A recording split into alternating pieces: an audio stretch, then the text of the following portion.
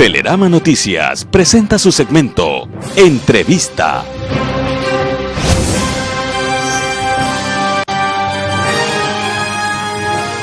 Siete de la mañana, 4 minutos, está con nosotros nuestro primer invitado, Osvaldo Moreno, consultor político independiente, de Consultores Políticos Independientes de Latinoamérica, así se llama pues esta organización, y está con nosotros.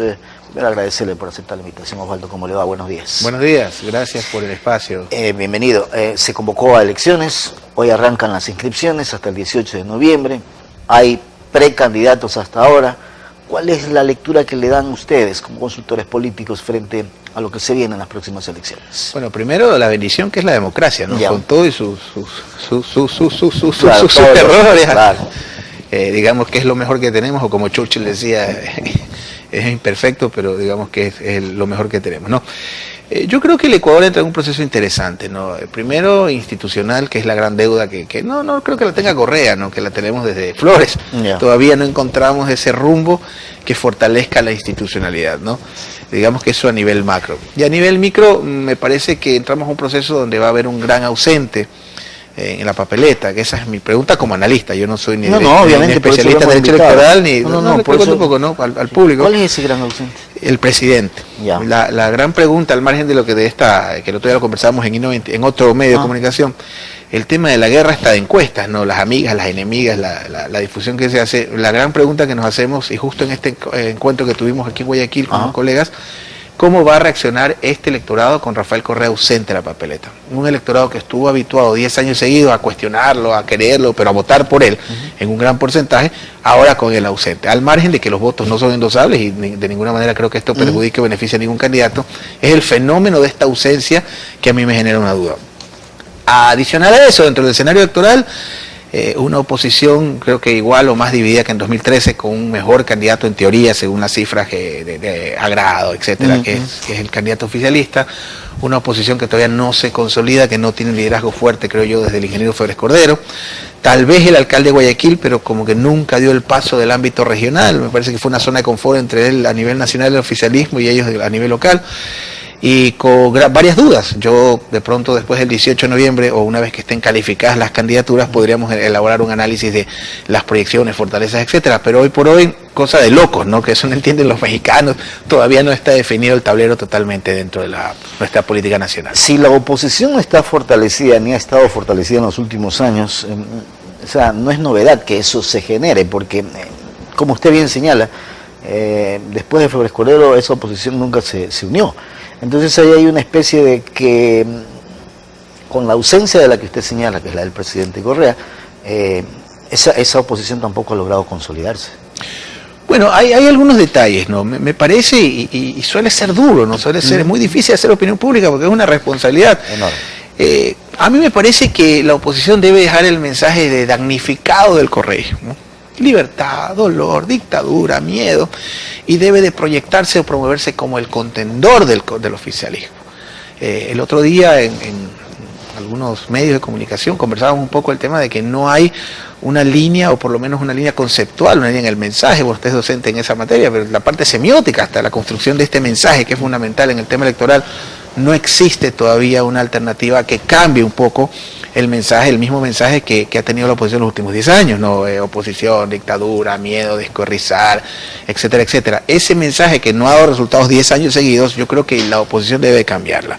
Sin perjuicio de los méritos que tiene cada candidato y el derecho que puede hacerlo, pero la aplicación de una teoría de las coaliciones, yo soy politólogo y tengo que verlos de esa visión, no ha generado todavía un liderazgo fuerte, porque prácticamente cada candidato están apostando a una hipotética segunda vuelta, pero sí, es verdad, segunda vuelta es foja cero, segunda vuelta es otro escenario, segunda vuelta es otra historia, pero para que se dé ese escenario tiene que haber segunda vuelta, claro. Y como están las cosas, al menos hoy, estimado, el día 19 de octubre a las 7 y 10 de la mañana, yo no veo que haya una articulación desde la oposición como para ser el contendor real del oficialismo. ¿Y cuál cree usted, Osvaldo, que sean las herramientas para profesionalizar una campaña electoral? Que veía un poco que es lo último que trataron ustedes este fin de semana.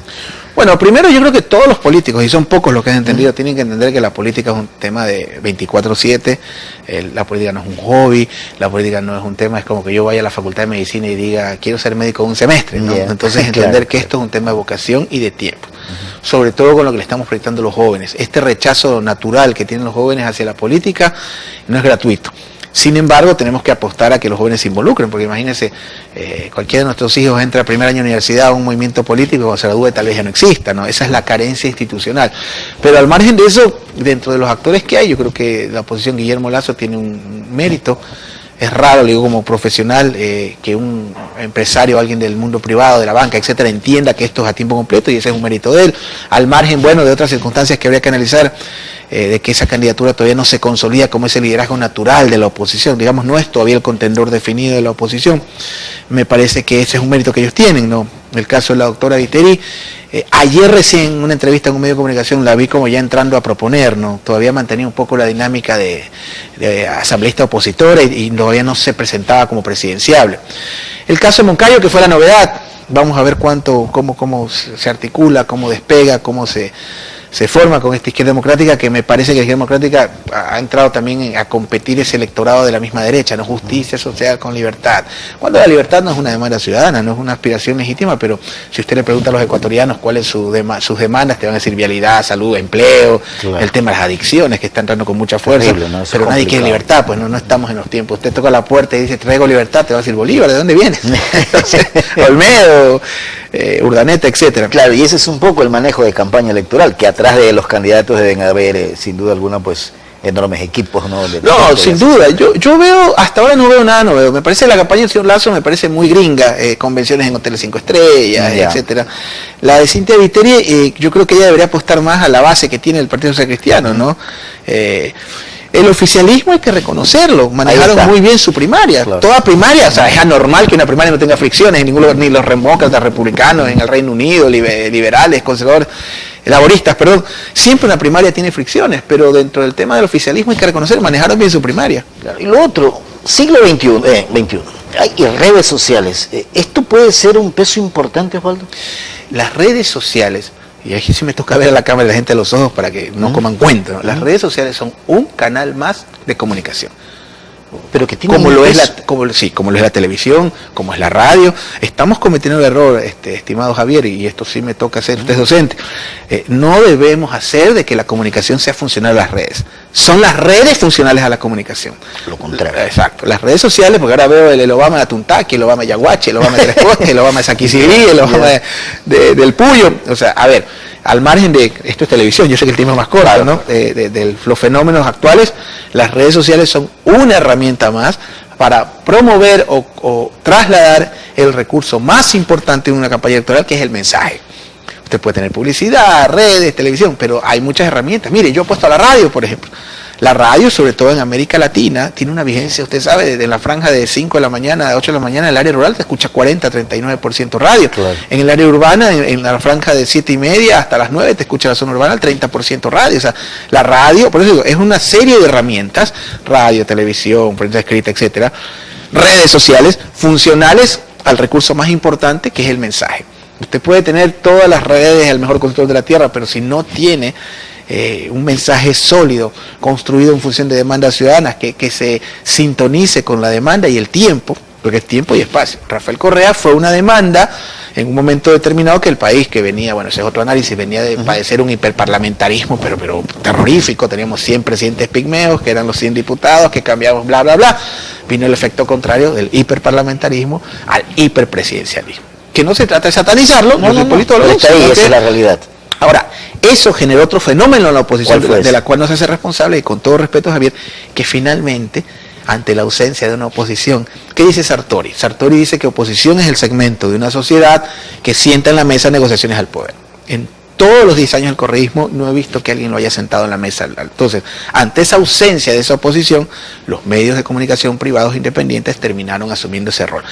No digo que sea bueno o malo, como politólogo me toca analizar actores políticos. Si usted me pregunta qué pasa en Ecuador, el correísmo y el velasquismo, que desde mi punto de vista son idénticos, son el uno del siglo XX y este velasquismo del siglo XXI, el correísmo y el velasquismo tenían algo interesante.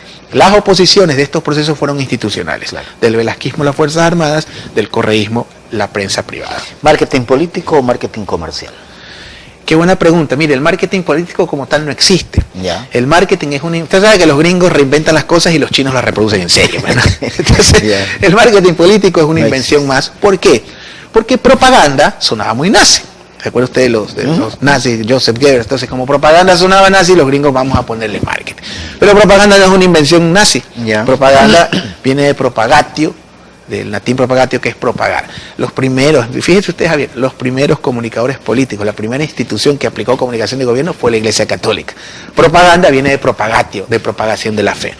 Marketing político, si lo agregamos, el marketing político y el comercial tiene una diferencia sustancial. El marketing político comercial es de satisfacción inmediata. Si el agua X, me gusta, inmediatamente ese sí la vuelvo a comprar. Claro, es vender una marca. Exacto, pero es satisfacción inmediata en términos comerciales, ¿no? Marketing político, que yo no lo llamaría con marketing político, sino comunicación política o propaganda política, la satisfacción es a largo plazo. Usted sabe si el producto sirve o no cuando lo premia o lo castiga. Por eso, aunque suena un poco difícil decirlo, yo admiro a cualquiera, sea de izquierda, centro, derecha, hasta género, que es una línea de pensamiento. Los procesos de reelección son sumamente difíciles porque cuando usted se reelige, el ciudadano lo evalúa. ¿Y debe haber la oratoria política y el debate, sin duda alguna? Bueno, los tiempos han variado un poco. Ese es un fenómeno sumamente interesante que en muchos foros lo tratamos. Los cambios en la comunicación de hoy, ¿no? Hace, por decirle, 10 años o 20 años, Velasco Ibarra, Perón, etcétera, etcétera, todos estos personajes de hace 30, 40 años tenían una capacidad de convocatoria y oratoria, el mismo doctor Velasco Ibarra. Ejemplo, Rafael Correa.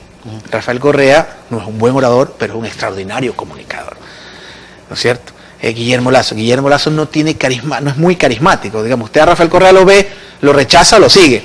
Viene una persona como Lasso, tiene que explicarle que es candidato, pero proyecta, ¿no es cierto?, la parte que él tiene, ¿no?, de empresas, me explico. Entonces, hoy por hoy, más que carisma es lo que se proyecta. Y yo creo que cada candidato tiene que ir en la medida de sus posibilidades y sus reales. Osvaldo, quiero agradecerle por haber estado con nosotros esta mañana. Que tenga buen día. No, a usted, muchísimas gracias. Gracias. Un saludo a todas las personas. Consultores políticos independientes, Osvaldo Moreno. Hacemos aquí la pausa, 7 de la mañana con 16 minutos. Ya regresamos.